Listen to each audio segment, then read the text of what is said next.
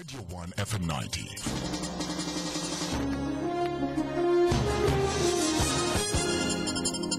Spectrum wants to hear your views.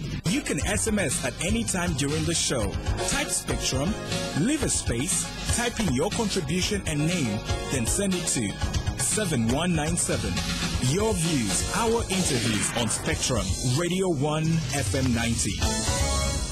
Hello, a very warm welcome. This is Spectrum on Radio 1. My name is Edmond, Kizito, your host. On Spectrum tonight, the quest for peace in the DRC. Is there hope for peace, considering talks between the rebels and the government being chaired by Uganda?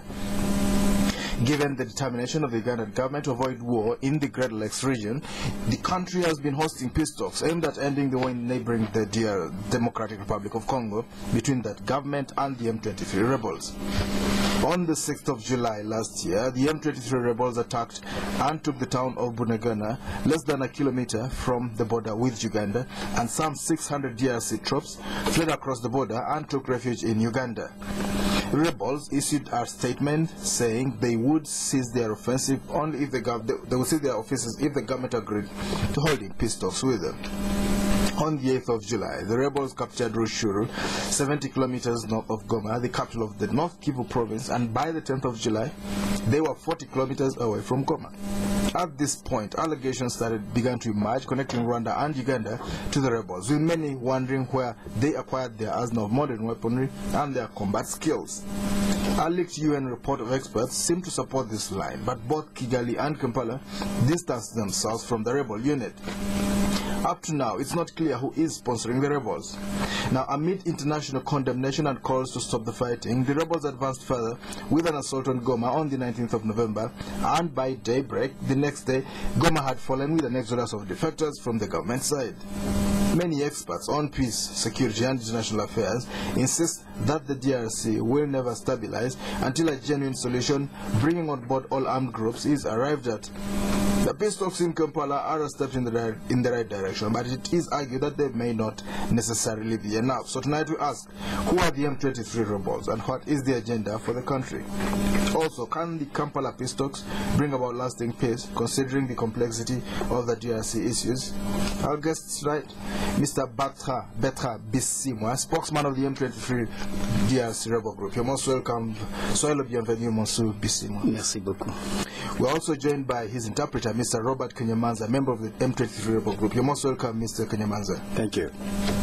And to put things in perspective for us, Ambassador Acemah, retired Ugandan Diplomat, now consultant on international affairs. Mr. Bisiima, what is the latest on the peace initiative between the M23 rebels and the DRC government? Pouvez-vous nous donner les nouvelles concernant l'engagement avec le gouvernement de DRC? Oui, d'abord il y a des bonnes nouvelles. Les bonnes nouvelles, c'est que nous sommes en négociation avec le gouvernement congolais depuis le mois de décembre, comme vous le savez. Et au stade actuel, nous avons déjà signé le règlement d'ordre intérieur.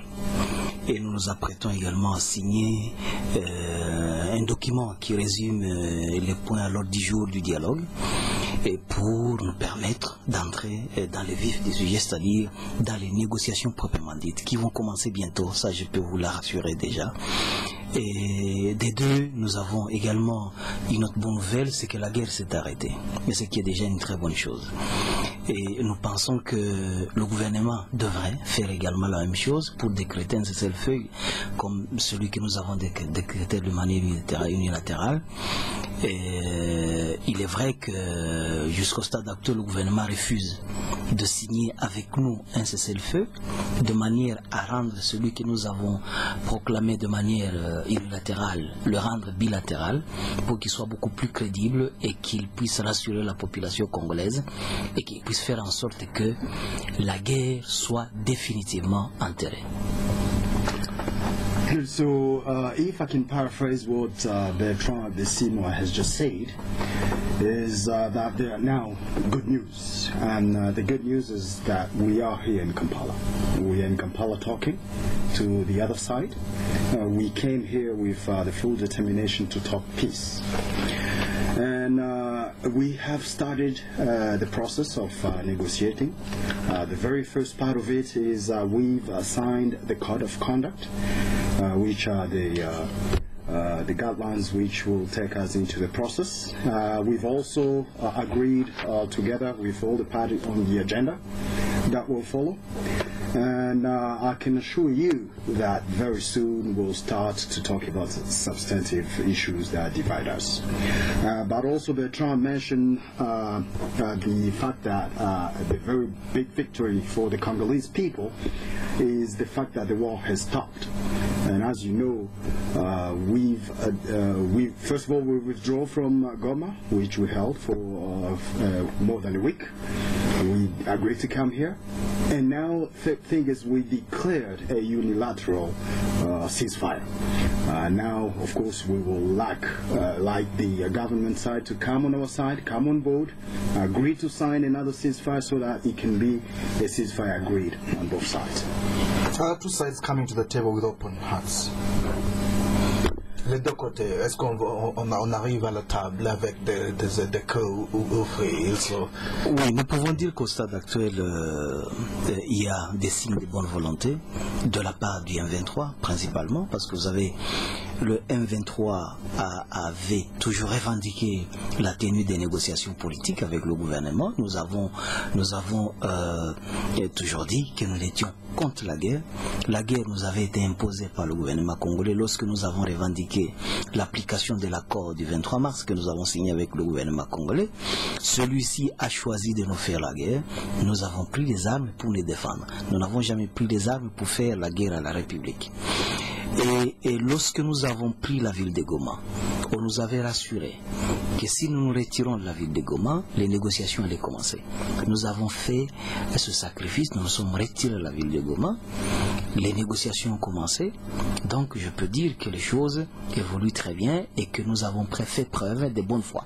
Deuxième chose, ce qui montre toujours notre bonne foi, c'est que le gouvernement a refusé. Lorsque nous avons demandé que nous signions un cessez-le-feu bilatéral, le gouvernement a refusé de le signer, alors que nous posions cela comme condition pour la tenue des négociations.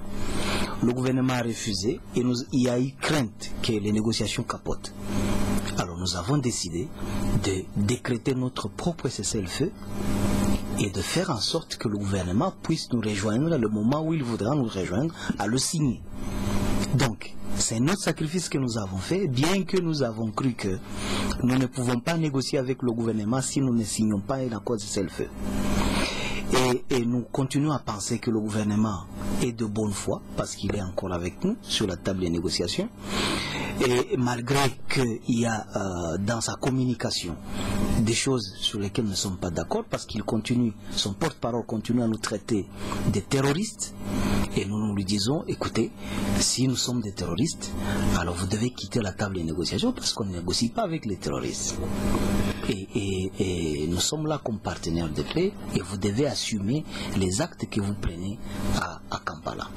Voilà, donc nous du côté du M23, nous avons fait preuve dans notre bonne foi, et nous demandons du côté du gouvernement qu'il puisse envoyer des signaux forts dans ce sens-là.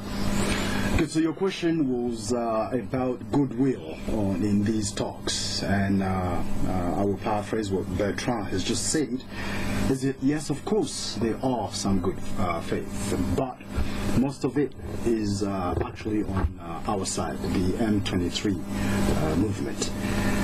As you know, we had captured the town of Goma. We had the whole force. We had the capacity to govern that city. But the regional force, which the ICGR actually taught us to come back, to withdraw so that we can talk peace. We showed the will and withdraw from Goma. We went back to Bunagana. Then we showed another good faith by coming here to show the people in the whole world and the international community that we are in for peace.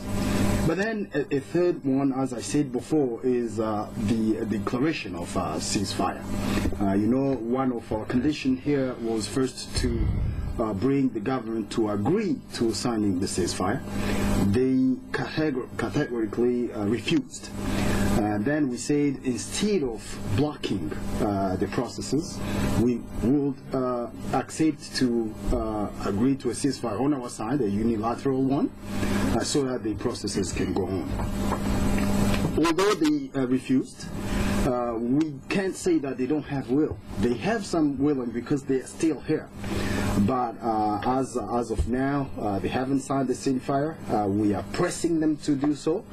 But with the developing issues now, we think that we will start the substances very soon. Ambassador Acemah, in your view, what are the chances for success for these talks in Kampala?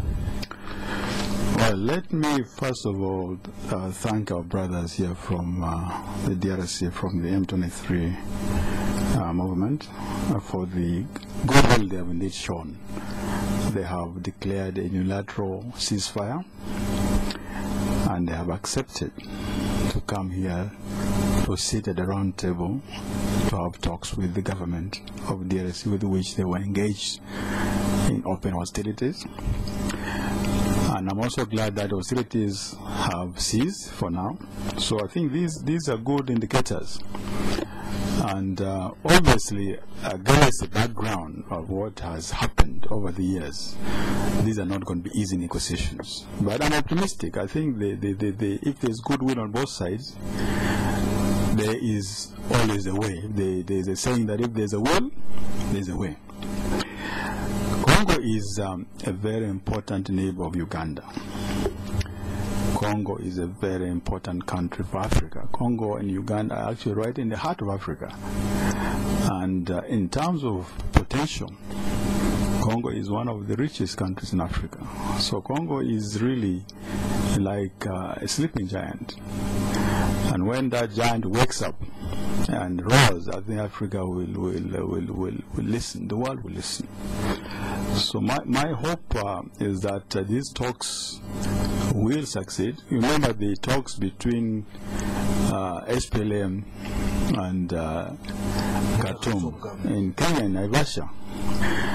It took me a long time, and eventually it succeeded. I think all of us in the region want these talks to succeed, because a peaceful Congo, a politically stable Congo, is good for our region. It's good for Uganda. It's good for Rwanda. So I think I am optimistic that these talks will succeed, and our role as a country should be to encourage both sides to come to the table in good faith, because you're all Congolese, you're all Africans. Really, many of the divisions in Africa are created by external forces or by historical forces. Let's not be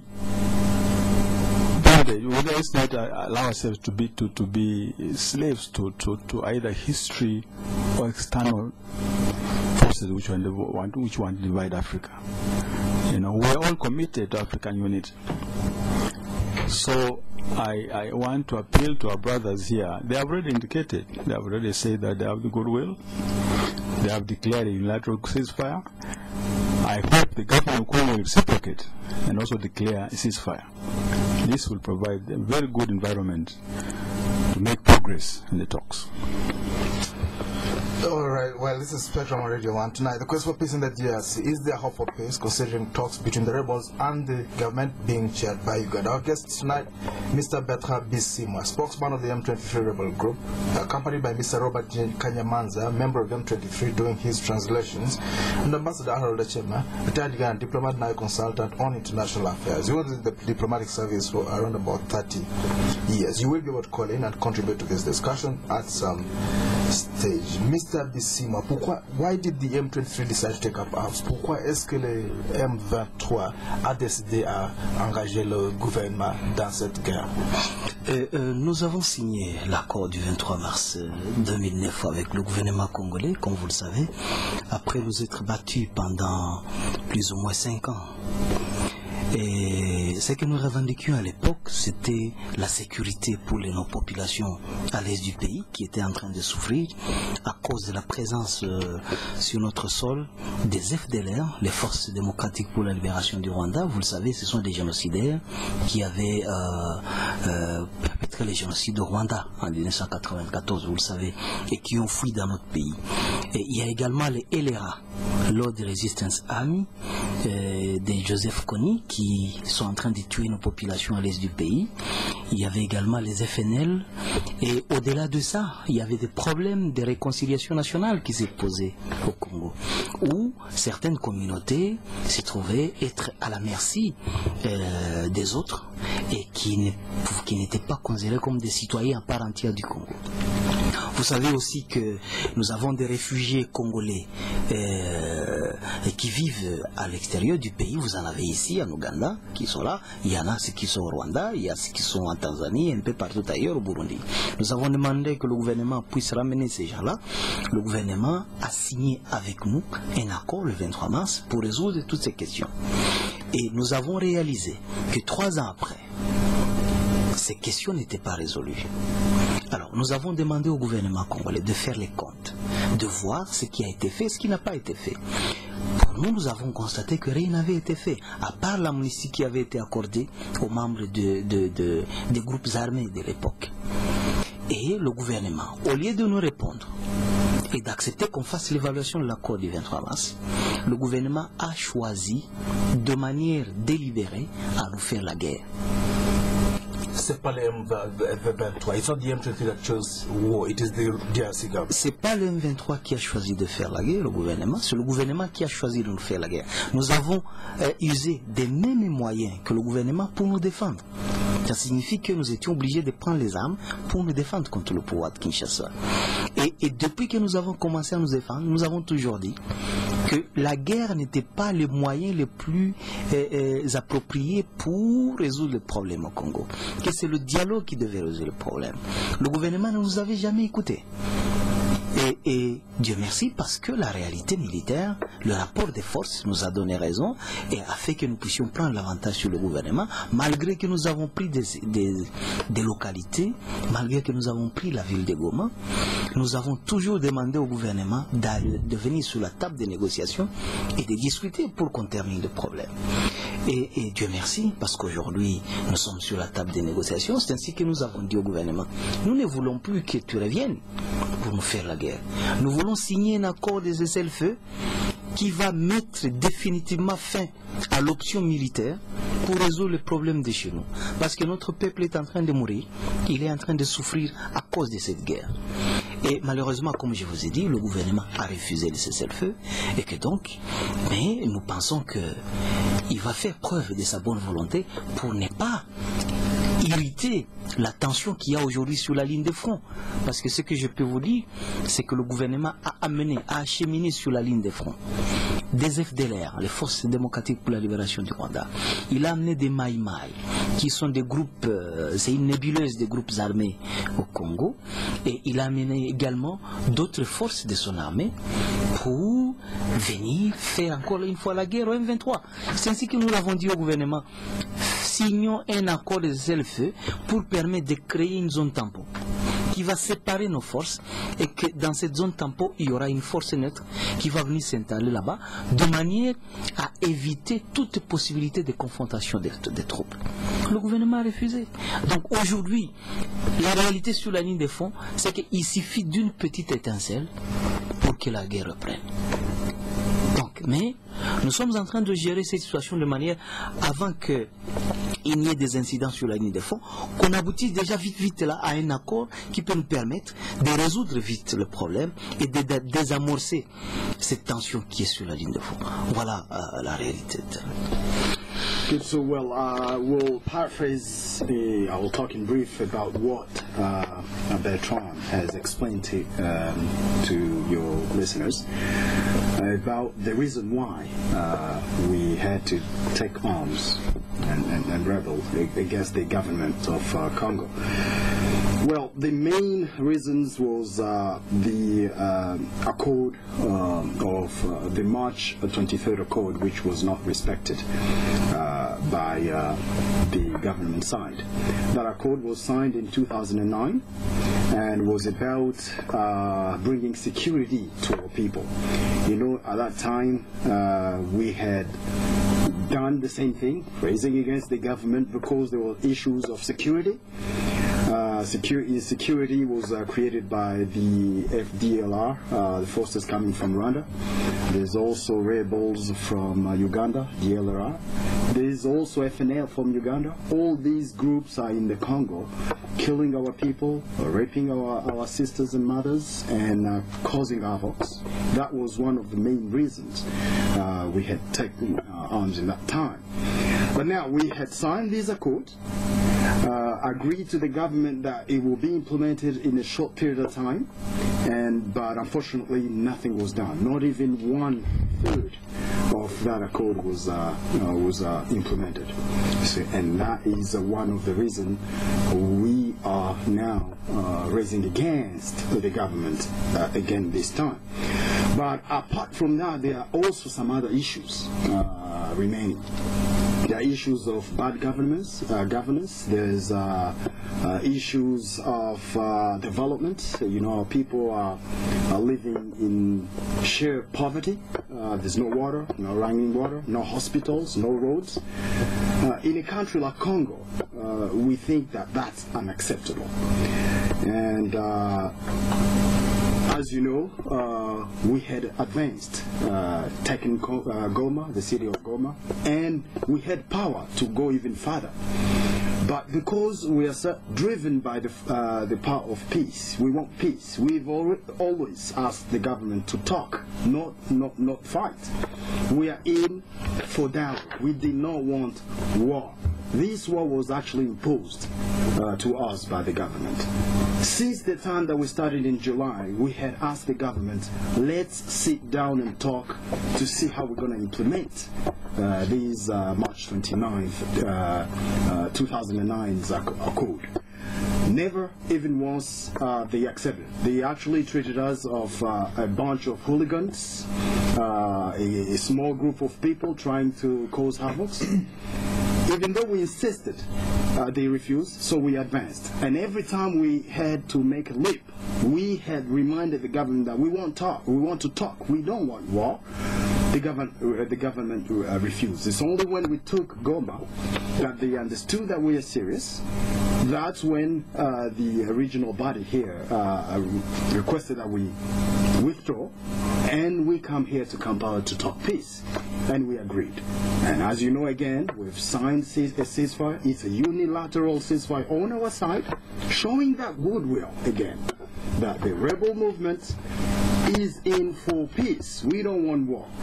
But we would like to tell everybody and the government and the international community that even though we want peace, if peace doesn't come, we still have the force to advance. If we have to do that.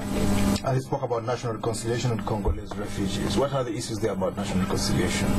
The national reconciliation, that's one of the points that Bertrand talked about previously too, is one of the issues, actually one of the core issues that is in the March 23rd, 2009 Accord, is we've had a lot of people moving from our country into foreign countries. In Uganda, we have Congolese sitting here. It's been more than 10 years. In Rwanda, in Burundi. And these are our sisters, our mothers, our aunts, our grandpa, and even people are dying in those refugee camps into precariety and poverty.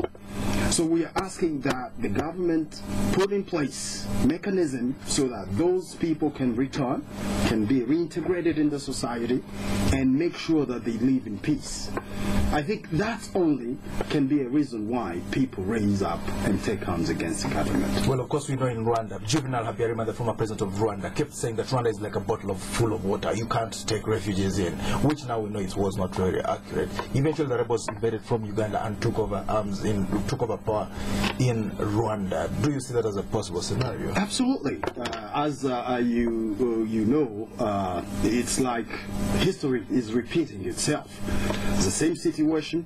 We are saying that these people living in these countries are Congolese. They have to go back, be reintegrated, and the government in place doesn't want to do that. We've signed the March 23rd, 2009 Accord, which included these lines. They refused. to implement it. So we don't want to follow the same path that Rwanda went through. You know, it was a tragedy, and we don't want to fall into the same path. But into a situation like this, where people are suffering, where people are dying in their situations, we don't have any other choice. People will rise up, and if we have to go that way, then only history will tell. This is Spectrum on Radio 1. We're going for a break. We'll be back to stay tuned.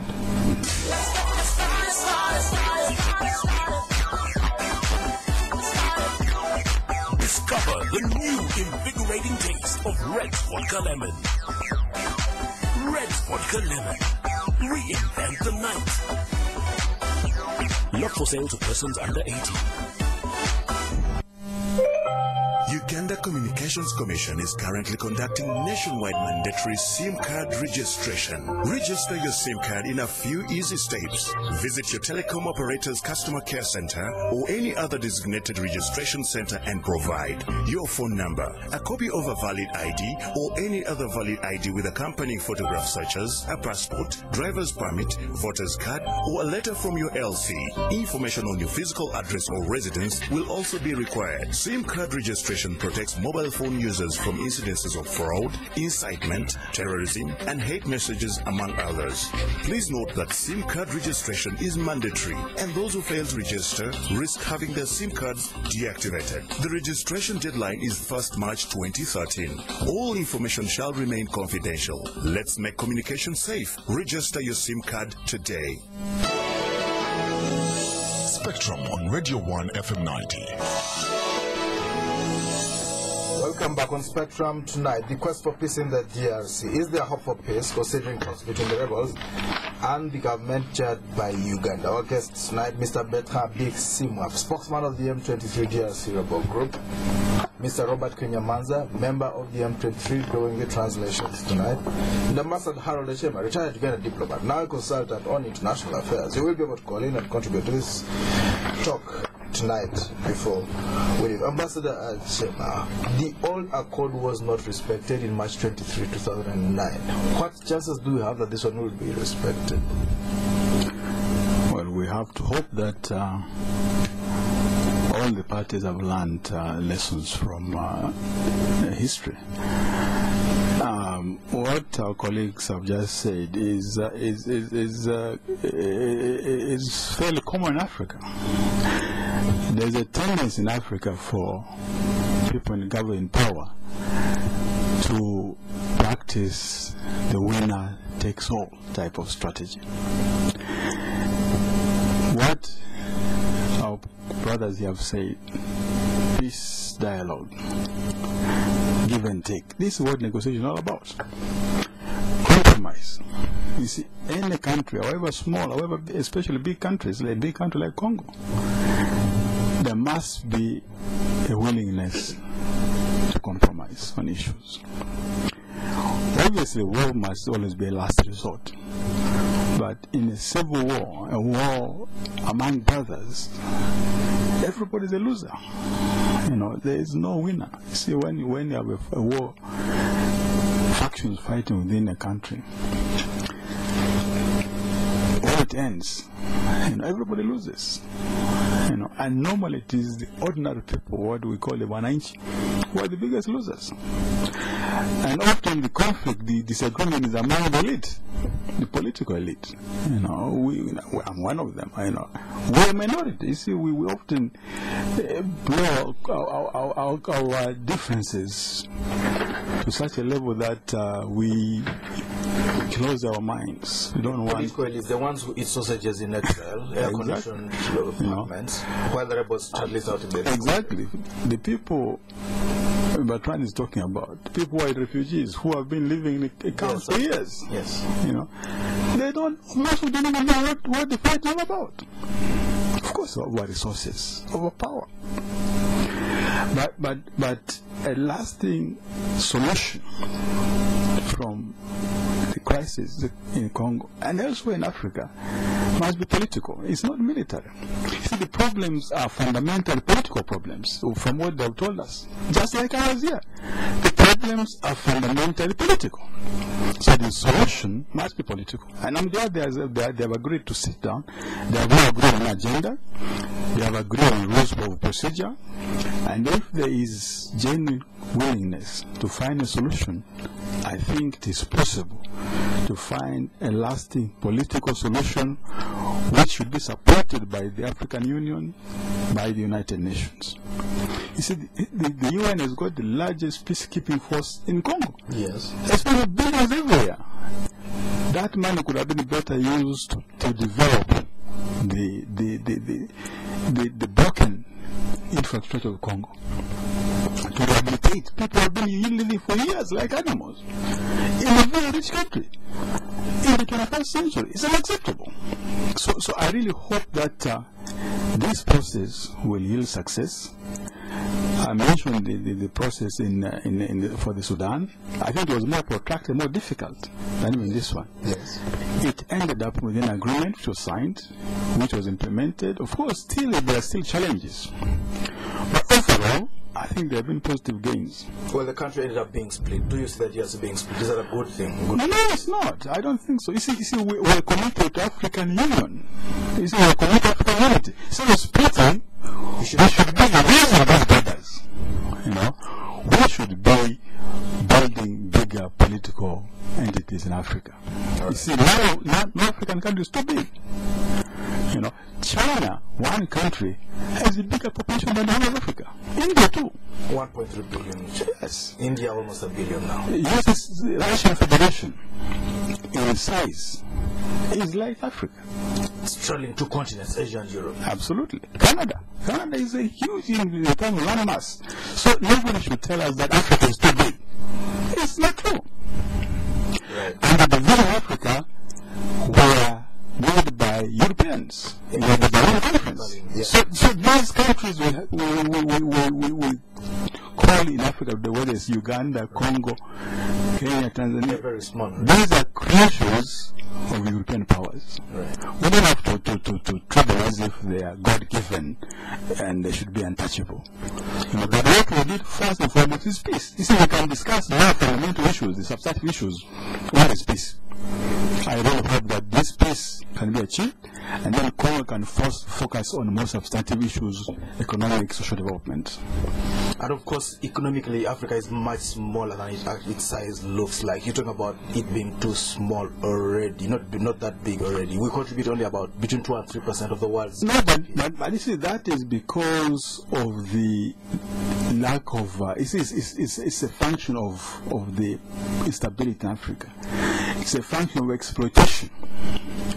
It's a failure. Many countries have been independent 50 years. It's a failure of leadership. You see, failure of leadership intrinsically. You see, I served in Brussels for 5 years. Belgium has got a bigger GNP than I think half of Africa, if not more. A country with about 10 million people. Yes. Well, they were supposed to come from Congo. Came from Congo, let's face it. You know, and Japan, which is now the third largest economy in the world, it has no resources. Yes. You know, so Africa is blessed with both human and natural resources. If we had good leadership in Africa, Africa would be a powerhouse in the world. So you don't support secession? No, Africa is not a lost cause at all. All right, let's come to you, Mr. Bisiima. What happens to the other rebel groups? On a d'autres groupes de rebelles. Qu'est-ce qu'on va faire avec les autres? On peut signer un accord avec le M23. Qu'est-ce qui va passer avec les autres groupes? Vous savez, la plupart des mouvements rebelles ou des groupes rebelles ou disons des groupes armés qu'il existe au Congo, des groupes nationaux ou locaux ont été créés par le gouvernement congolais. Tout à fait. Ils ont été pour mener une guerre contre le CNDP de l'époque et même avant le CNDP. il y avait ce qu'on avait appelé le mouvement RCD qui avait les mêmes revendications que l'M23 aujourd'hui et que le RCD. Et pour le contrer, le gouvernement congolais a créé des groupes armés qu'on a appelés la nébuleuse Mai Mai, comme vous connaissez. Et la plupart de ces groupes-là ont été utilisés comme ça par le gouvernement et sont encore en train d'être utilisés dans ce sens-là par le gouvernement. Donc ce ne sont pas des groupes opposés au gouvernement congolais, ce sont des groupes alliés au gouvernement congolais. Ça signifie que si le gouvernement congolais le veut aujourd'hui, ces groupes peuvent cesser d'exister. Il y a des groupes étrangers, notamment les FNL, les FDLR, les LRA, les NALU et d'autres groupes qui sont supportés par le gouvernement congolais. Parce que foreign rebel groups supported by the DRC against other countries. Yes. Et nous disons que ces groupes-là ne doivent pas être sur le sol congolais parce que ce sont les Congolais qui meurent. Et ce sont les biens des Congolais qui sont détruits tous les jours. Ce sont les femmes congolaises qui sont violées par ces gens-là. Et tout ce que nous avons revendiqué au gouvernement congolais, c'est que ces gens-là soient désarmés et cantonnés dans des camps de réfugiés pour ceux qui veulent rester sur le territoire congolais. Et ceux qui ne veulent pas rester sur le territoire congolais, qu'ils soient rapatriés dans leur pays. Et s'ils veulent rester sur le territoire congolais, il ne faut pas qu'ils y restent armes à la main. C'est ce que nous avons demandé au gouvernement. Et malheureusement, cela nous a coûté la guerre que nous sommes en train de subir aujourd'hui. Voilà. Yes, I will explain in brief in English what Ndugu Bisiima has just said about the other groups that exist in DRC. You know, our government, the way they proceed, I mean the Kinshasa government, is if they want to fight good people, they fight with bad manners. They create these forces. As you know, there are forces called the Mai Mai, which is one of the big local group in Congo. It has actually different branches, and these groups have been created by the government itself. So on the question of knowing what is going to happen to those is once we take control of where these groups are and the government do not support them anymore, of course they will disappear. What we'll do is we will implement a program where we will reconcile these people, reintegrate them in society, disarm them, and make sure that they are decent citizens in our country. But also we have foreign armed groups, rebels, as you know, in Congo. We have the FDLR, the NALU, the FNL from Burundi, the UDF, and all these are foreign rebel groups which are actually being supported by our central government in Kinshasa. So the government is using these forces to fight the Congolese. These people are killing our sons, are killing our people, they are raping our mothers and our sisters, and we are saying now this is unacceptable.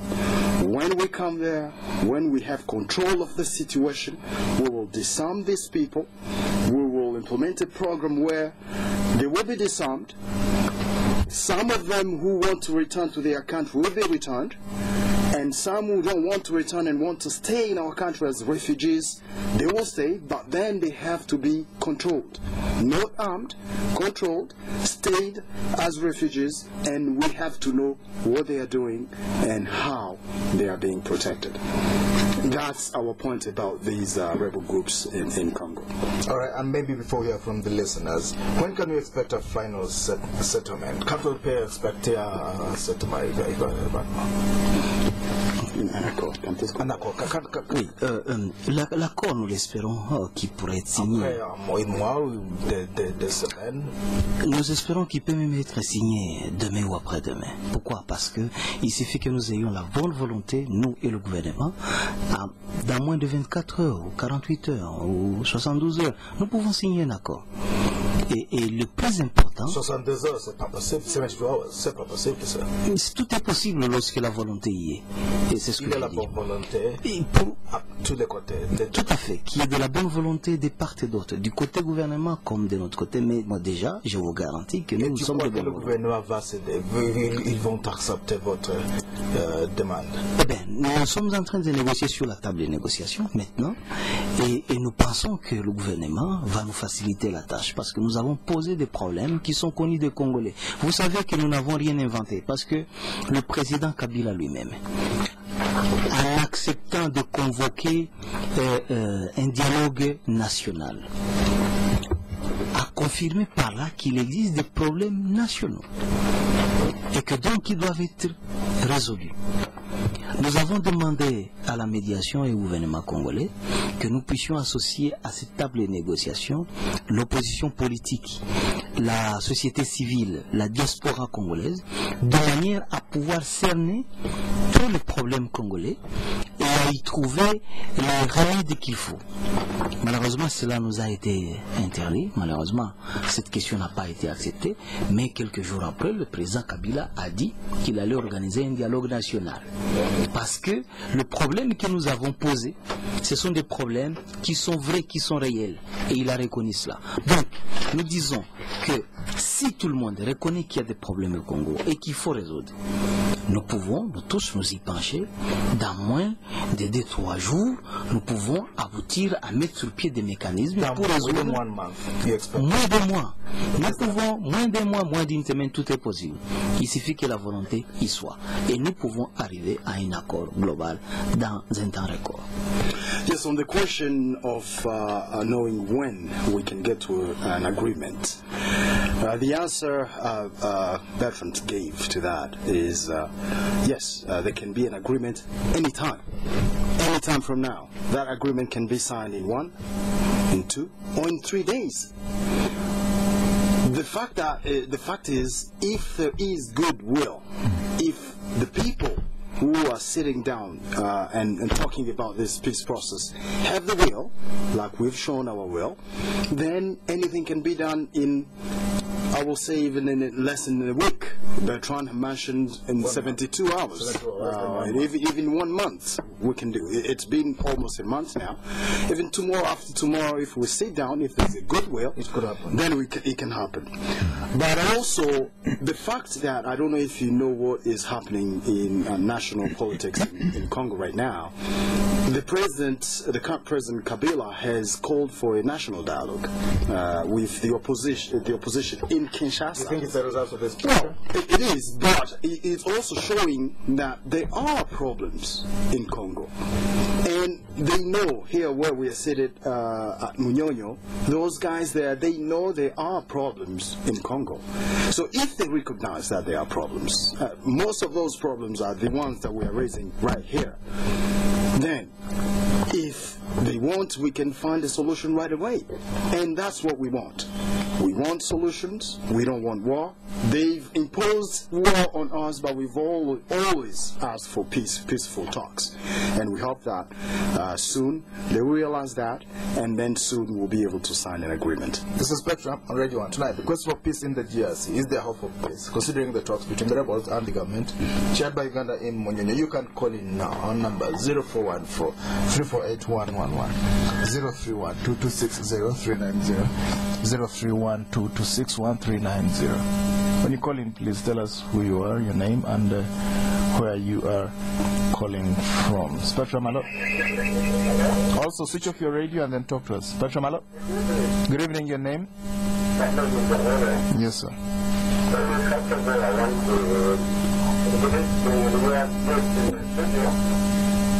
And first of all, I want to thank them for one, accepting this. Two, there are a lot of problems in Congo, especially some areas of Congo and Uganda. They don't even feel the government administrating trust. And we find that there's a very big reduction in the terms of administration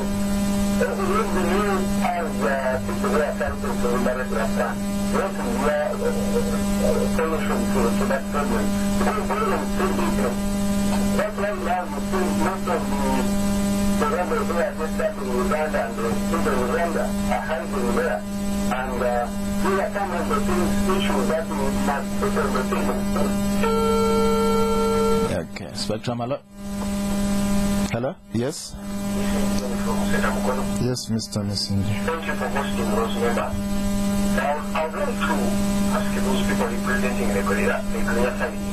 They are saying that they have a lot of guerrillas, mainly from Uganda and other neighboring countries, starting them and killing their members.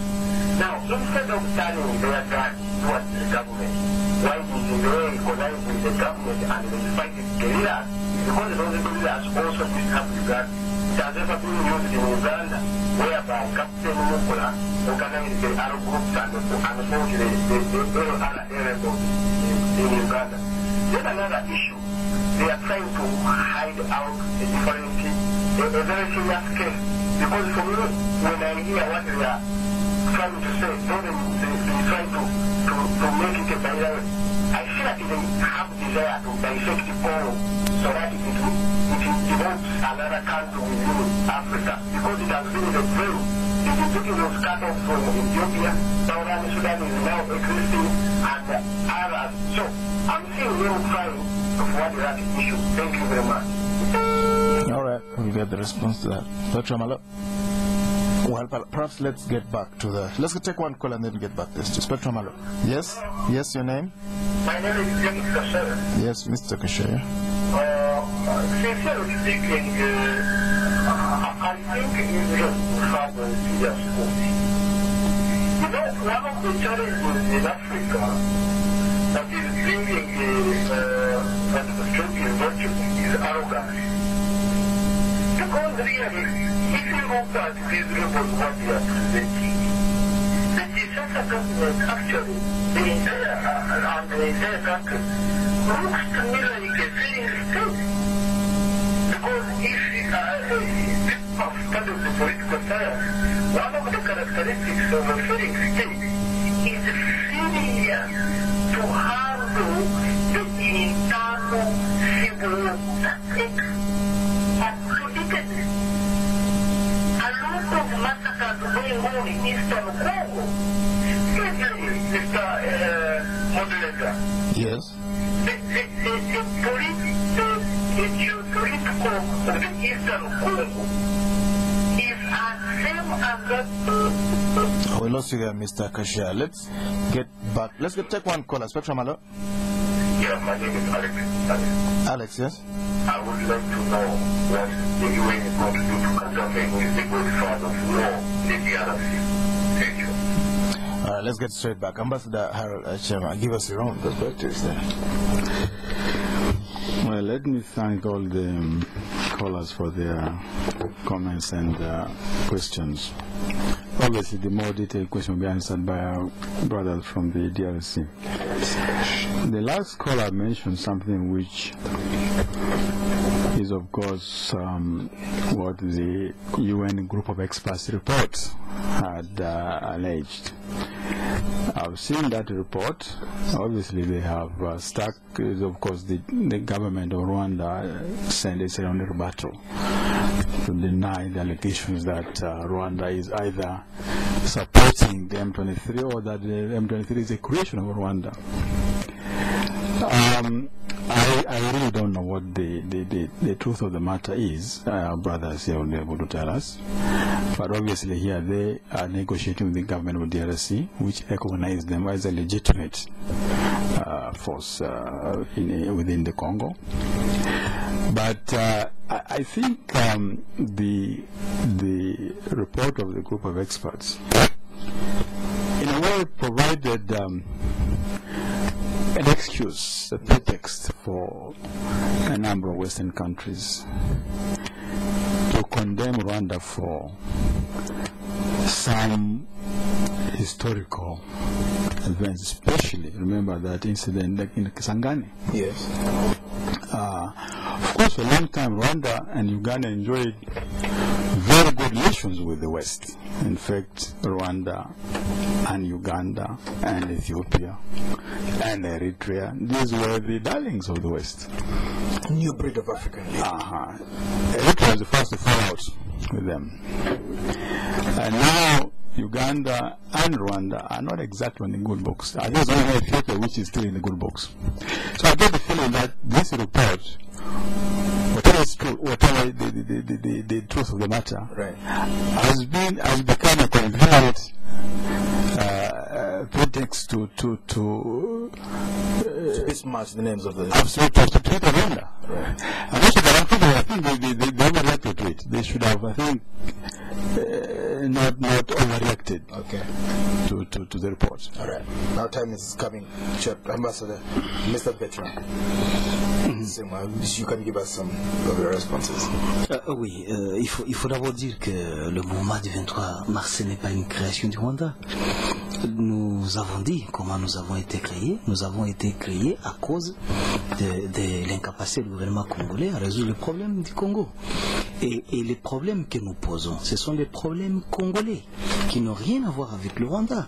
Lorsque nos femmes sont violées, lorsque nos enfants sont tués, lorsque les hommes sont massacrés comme des voleurs, comme des chiens, et lorsque nos populations sont en train d'être chassées pour aller vivre dans des pays étrangers, est-ce que nous n'avons pas le droit, nous comme Congolais, de revendiquer quand même le droit à un État qui protège ses populations, un État qui sécurise le pays, un État, une gouvernance qui sait prendre en charge sa propre population et ses problèmes?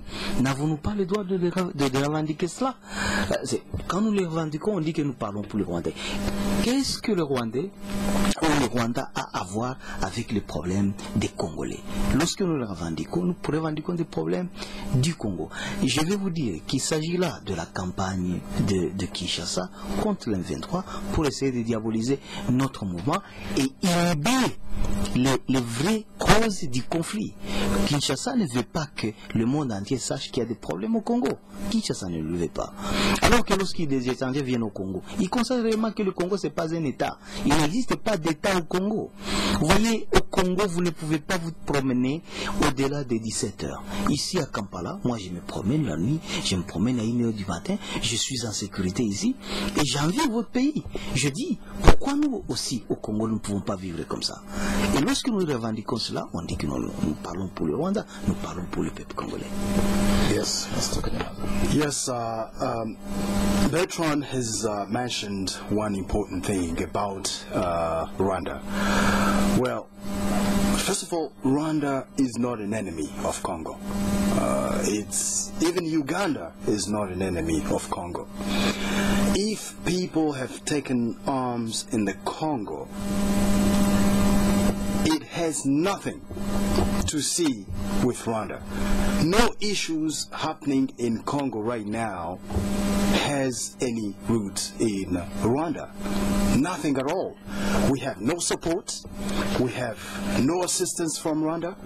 And this fact of the government of Kinshasa, every time there is a problem, they have to resort to blame Rwanda. We know that it is their strategy. It is their strategy to hide what they are not doing right. So they want to take a portion of the Congolese population and instigate them against the people who are actually rebelling themselves against the government, and they show them that no, this is coming from Rwanda. They have support from Rwanda. We are saying here loudly that there is nothing we get from Rwanda. If anything, Rwanda actually reject everything that we do. We don't have any link with them. But we are saying here as Congolese, we don't have any problem with Rwanda too. Rwanda has security issues for rebels from Rwanda came into our country. The FDLR are causing issues, they are causing problems to attack Rwanda. Yes, as Congo, a responsible government in Congo, we should be able to put in place a mechanism to protect our neighbors. That's what we call good relationship, good neighborhood relationship. Right. And that is lacking.